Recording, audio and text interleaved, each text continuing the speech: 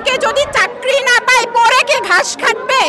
চরম বৈষম্য এবং বৈষম্যের চরম লেভেল অতিক্রম করেছে। যদি কোটা প্রথাই থাকবে তাহলে সাধারণ শিক্ষার্থীদেরকে বলে দেওয়া হোক যে তোমাদের পড়াশোনার দরকার নাই। যারা দুর্গম অঞ্চলে থাকছে, যারা ফিজিক্যালি চ্যালেঞ্জড, যার বাবা তাকে পড়াশোনা করাতে পারছে না, তাদের কোটার প্রয়োজন।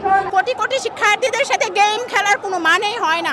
250-টিরও বেশি ডিজাইন অপশন নিয়ে ওয়ালটন স্মার্ট ফ্রিজ, বোঝে আপনার প্রয়োজন। কেন যৌক্তিক নয় সেটা বলেন তো? বাংলাদেশ স্বাধীন হয়েছে 53 বছর হয়ে গেছে। 53 বছর পরে এসেও কেন কোটা রাখতে হবে? কোটা একটা চরম বৈষম্য, মেধাবীদেরকে যেখানে চরমভাবে বৈষম্যের শিকার হতে হয়। যদি কোটা প্রথাই থাকবে তাহলে সাধারণ শিক্ষার্থীদেরকে বলে দেওয়া হোক যে তোমাদের পড়াশোনার দরকার নাই।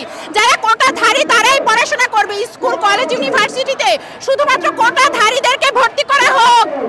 যারা সাধারণ শিক্ষার্থী, কামলার ছেলে, দিনমজুরের ছেলে, রিক্সাওয়ালার ছেলে, তাদেরকে বলে দেওয়া হোক তোমরা পড়াশোনা করো না, কারণ এটা তোমাদের বাংলাদেশ না, এটা কোটাধারীদের বাংলাদেশ। এটা বলে দেওয়া হোক। কেন অযৌক্তিক বললেন তিনি যেখানে সংসদে দাঁড়িয়ে বলেছেন যে কোটা বাতিল হবে, তাহলে তার রায়কে তিনি কেন আবার 4 বছর পর অযৌক্তিক বলে ঘোষণা করছেন? এটা কি তামাশা পেয়েছেন তারা? আজকে দেখেন আমরা যে 35 আন্দোলন করেছি, মানে উবাইদুল কাদের স্যার, উনি আওয়ামী লীগের সাধারণ সম্পাদক, বারে বারে বলেছেন যে 35 হবে, 1 মাসের মধ্যে হবে। আমরা 12 বছর ধরে শিক্ষার্থীরা আন্দোলন করছি। লাস্ট মোমেন্টে এসে অনেক শিক্ষার্থী সার্টিফিকেট পুড়িয়েছে, আমিও সার্টিফিকেট পুরানোই অংশগ্রহণ করেছিলাম। তো সেই জায়গায় কেন শিক্ষার্থীদের সাথে এত বৈষম্য? পৃথিবীর কোনো দেশে তো শিক্ষার্থীদের সাথে এত বৈষম্য হয় না। তো পড়ার টেবিলে থেকে যদি চাকরি না পায় পরে কে ঘাস কাটবে? ঘাস কাটার জন্য পড়াশোনা করছে। যদি মেধার জোরে চাকরি না পায়, কোটার ওদের কাছে হেরে যায়, তাহলে পড়াশোনা করে কি করবে তারা? চরম বৈষম্য এবং বৈষম্যের চরম লেভেল অতিক্রম করেছে। সংবিধানের 27 এবং সংবিধানের 29 অনুচ্ছেদ পড়লে বোঝা যাবে কোটা কিন্তু সংবিধান অতটাও স্বীকৃতি দেয় না। শুধুমাত্র পিছিয়ে পড়া জনগোষ্ঠী এবং ক্ষুদ্র নৃগোষ্ঠী যারা আছেন, এই ক্ষেত্রে সর্বোচ্চ 10% থেকে 15% রাখা যেতে পারে, কিন্তু মুক্তিযোদ্ধার নাতিপুতি দুতিদেরকে না। মুক্তিযোদ্ধাদেরকে আমরা সম্মান জানাই, লাগলে তাদেরকে গ্রেড 1-এর স্যালারি দিন, বা সচিব মর্যাদায় তাদেরকে স্যালারি দিন, বাসস্থান করে দিন, তাদের জন্য প্লট বরাদ্দ দিন।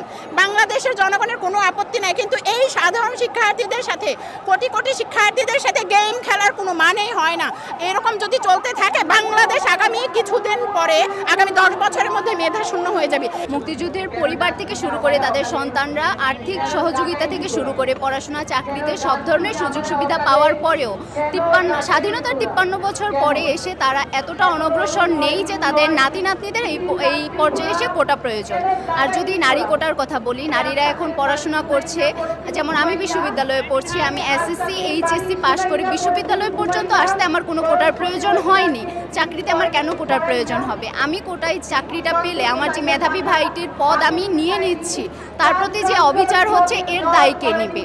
আর যদি পোষ্য কোটার কথা বলি, টিচারের ছেলে টিচার হচ্ছে, যার বাবা চাকরি করছে ভালো একটা প্রতিষ্ঠানে, সে শিক্ষক, সচিব বা যাই হোক, যার বাবা চাকরি করছে সে তো এমনিতেই প্রিভিলেজড, তার তো কোটার প্রয়োজন নেই। কোটার প্রয়োজন যারা দুর্গম অঞ্চলে থাকছে, যারা ফিজিক্যালি চ্যালেঞ্জড, যার বাবা তাকে পড়াশোনা করাতে পারছে না, তাদের কোটার প্রয়োজন। তো সুবিধাবাদীদের কোটা দেয়া, তেলা মাথায় তেল দেওয়ার কোনো প্রয়োজন নাই। আমাদের দাবি যৌক্তিক, আমরা সমতা চাই, আমরা কোটা বাতিল চাচ্ছি না, আমরা কোটা সংস্কার চাচ্ছি।